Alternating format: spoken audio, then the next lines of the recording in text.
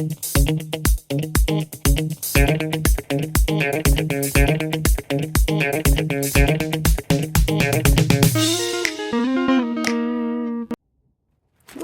hi.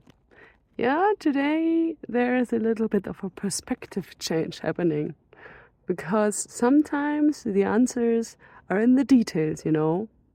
Will it be the case for the next question? Let's see.